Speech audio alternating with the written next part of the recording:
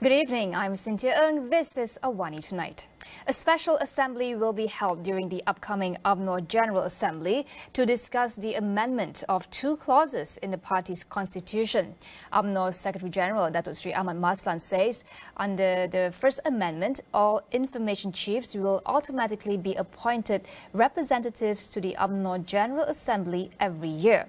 The Second Amendment, meanwhile, would see UMNO members having their membership revoked if they left the party after becoming an assemblyman or MP, or if they contested for any other party or as an independent in an election. The General Assembly, which was postponed from last year, will commence next week from January 11th to 14th. He added that only one motion will be debated at the General Assembly, and that is the President's policy speech. UMNO will decide on Thursday whether to extend an invitation to leaders of other parties in the unity government for the opening of the General Assembly.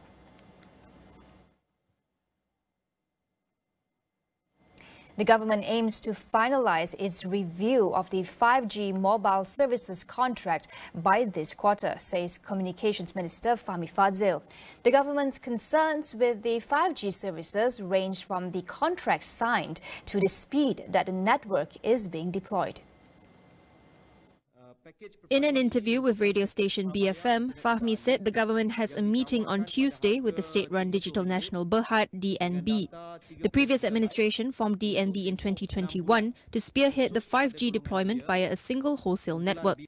DNB partnered with local unit of Swedish telecom firm Ericsson AB to manage this for 11 billion ringgit. In December, Prime Minister Datuk Sri Anwar Ibrahim said the 5G rollout needs to be reviewed due to lack of transparency. DNB, in a statement on Monday, said that Malaysia's 5G network had achieved almost 50% coverage of populated areas, with some 3,900 sites as of the end of 2022, exceeding the target of 40%.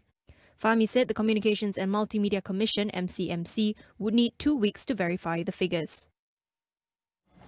Health Director General Tan Sri Dr. Noor Hisham Abdullah confirmed the Omicron variant BA.5.2 was detected in Malaysia since March 16th last year. As for the variant BF7, it was first detected since August 21st. BF7 is believed to be driving the surge in infections in China. The BF7 variant detected on August 21st was a case of local infection, while the second on September 6th was a case of imported infection from Turkey, and the third on October 7th was another case of local infection. The Health Director General explained that the peak transmission period for the BA.5.2 variant was around September to October 2022, with most cases detected in countries such as South Africa, England, China and the US. This is around the same time as the BF7 variant in October 2022, where cases were mostly detected in countries like Belgium, England, Denmark and China. As of December 31st last year, the Health Director General confirmed 4,148 cases of the BA.5.2 variant and 3 cases of the BF7 variant in the country. The two variants make up about 80% of the variants currently infecting China. How should Malaysia respond to the reopening of China's borders, given the global concerns over a surge in COVID-19 infections and emergence of new variants? Tonight on Consider This, we ask our guests what prudent and proportionate measures Malaysia should take. The Melaka government will make wearing face masks mandatory again by January 17th if COVID-19 cases record an upward trend in the state. Health and Anti-Drug Committee Chairman Dr. Muhammad Akmal Saleh said the preemptive measure was in line with the increasing number of global cases. In a statement, he said that Melaka will not hesitate to make face masks compulsory in public and other premises if the need arises, based on its 2 week of evaluation of the number of cases reported. Dr. Muhammad Akmal also urged locals as well as tourists to start wearing face masks with immediate effect. Locals, he said, should also take their booster doses as a precautionary measure, especially the high-risk groups. Home Minister Datuk Sri Saifuddin Nasution Ismail confirmed that Pakistani journalist Syed Fawad Ali Shah has been deported to Islamabad. He says the previous government extradited Syed Fawad in August last year at the request of the Pakistani government. bertindak di atas permintaan itu sebab dia dibuat melalui saluran diplomatik. Okey. Dan pihak kerajaan waktu itu telah kemudiannya mengesan keberadaan Syed Fawad Ali. Dan seawal minggu ketiga bulan 8, beliau telah dihantar pulang ke Islamabad. Itu status dia sekarang mengikut rekod kita, ya. According to Saifuddin, Pakistan informed that Syed Fawad was a former police officer with disciplinary cases against him. However, Syed Fawad's wife denied he was a former policeman, adding that the deportation had put his life in danger. She previously claimed that her husband had gone missing since August 23rd and appealed for Prime Minister Datuk Sri Anwar Ibrahim to find him. The journalist is reportedly known for exposing corruption in Pakistan and had sought refuge in Malaysia since 2009. Days after a fire almost destroyed Wisma Jekyll in Shah Alam, a second fire broke out, this time affecting the curtain store room at the premises. The Fire and Rescue Department is looking at arson or embers as possible causes. A distress call was made at 12:45 a.m., following which 43 firemen were deployed to the scene. The fire was successfully extinguished at 3:07 a.m. Selangor Fire and Rescue Department Director Datuk Nur Azam Kami said a detailed investigation on the fire, which destroyed 16 premises there, would take at least 14 days. On Sunday, a fire razed the popular garment and textile retailers branch, causing estimated losses of almost 100 million ringgit. All premises in the area have been ordered to close for now. The Home Ministry plans to refurbish old prisons and bolster manpower in the Prisons Department as part of its prison reforms initiatives. Its Minister Datuk Sri Saifuddin Nasution Ismail says that refurbishing would involve old prisons, mainly those around the 100-year-old mark. Sedapat mungkin kita tak mahu ada tambahan penjara baru. Sedapat mungkin kita tak mahu, ya. Sedaya mungkin. Sebab kita nak kurangkan kadar jenayah, kita nak kurangkan sabitan, dengan sendirinya penghuni penjara dapat kita kurangkan. Okey. Tapi kita akan berusaha ke arah menyusun daripada sekarang perancangan ke arah membangunkan semula terutama penjara-penjara lama.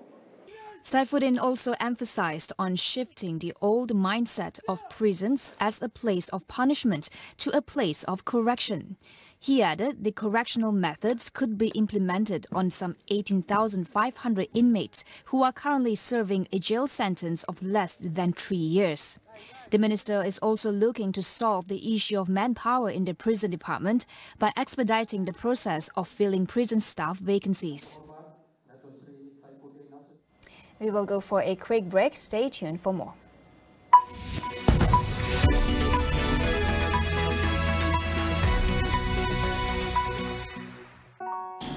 Postpaid teman setia kita.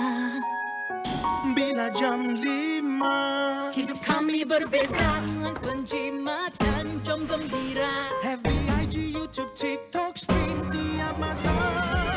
Sosial puas-pas bermacam cerita dengan Digi Postpaid.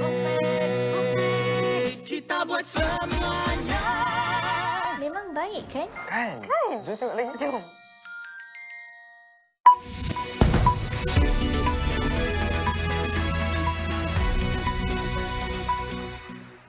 Welcome back. South Korea will impose mandatory COVID-19 tests on travelers from Hong Kong and Macau due to a surge of infections in the region. The measure came after South Korea tightened entry rules for travelers from China soon as it abandoned its zero-COVID policies. Beginning this Saturday, travelers from Hong Kong and Macau will be required to do a PCR or an antigen test before boarding flights to South Korea. According to the Korea Disease Control and Prevention Agency, Hong Kong has seen a surge of COVID-19 infections and deaths. It said the number of arrivals from Hong Kong hit 44,000 in December, larger than the 37,000 from China. South Korea began requiring a PCR test for arrivals from China on Monday, joining the United States, Japan and other countries in taking new border measures amid concerns of new wave of infections. China has hit back at entry restrictions enforced by several countries on its travelers, saying any COVID-19 protocols must be proportionate and science-based. A spokesperson for China's foreign ministry says that such practices were unacceptable and warned that China will take corresponding measures accordingly. The US, UK, Australia and Japan are among a number of countries that now require travelers from China to show a negative COVID-19 test before arrival as the nation faces a surge in cases. The World Health Organization has called the precautionary measures understandable in light of lack of information from China and concerns over a new wave of infections. It urged Beijing to share more data on genetic sequencing as well as figures on hospitalizations, deaths and vaccinations. However, China has rejected criticism of its COVID-19 data, adding that it expects further mutations to be more transmissible but less severe. Philippine President Ferdinand Marcos Jr. heads to China today for a 3-day state visit. He is expected to meet with President Xi Jinping to bolster ties between Manila and Beijing, as well as address security issues. The state visit to China will be the first by Marcos outside Southeast Asia. Marcos, meanwhile, will be the first foreign head of state to be hosted by China in 2023. As I leave for Beijing, I will be opening a new chapter in our comprehensive strategic cooperation with China. I look forward to my meeting with President Xi as we work towards shifting the trajectory of our relations to a higher gear that would hopefully bring numerous prospects and abundant opportunities for the peace and development to the peoples of both our countries. Marcos also said he will seek to resolve political security issues with Beijing for the mutual benefit of the two nations.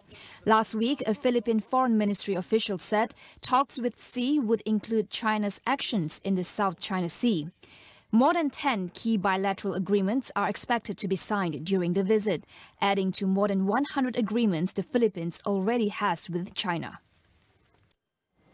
The death toll of an attack on a prison in the Mexican border town of Juarez has risen to 19. Authorities confirmed that the attack also allowed a cartel leader to escape, along with 24 other prisoners. The Mexican government said an armed group in armored vehicles launched attacks on the Chihuahua State Prison and the municipal police station on Sunday morning. The 19 dead include 10 prison guards, 7 prisoners and 2 attackers. 25 inmates, including cartel leader El Neto, escaped since the attack. El Neto is reportedly a top gunman for the Juarez-based Los Mexicles cartel. Federal authorities have been called in to contain the unrest. The incident resulted in one of the highest death tolls from prison attacks in Mexico in recent years. That is all we have for you on AWANI Tonight. My name is Cynthia Ng. Thank you for watching and good night.